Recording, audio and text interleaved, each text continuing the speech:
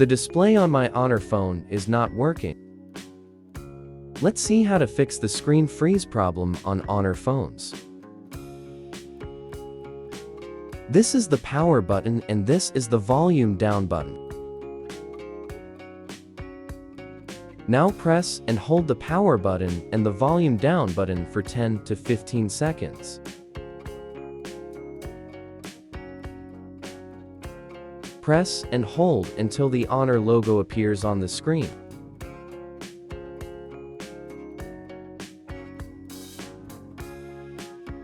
Wait for the phone to turn on.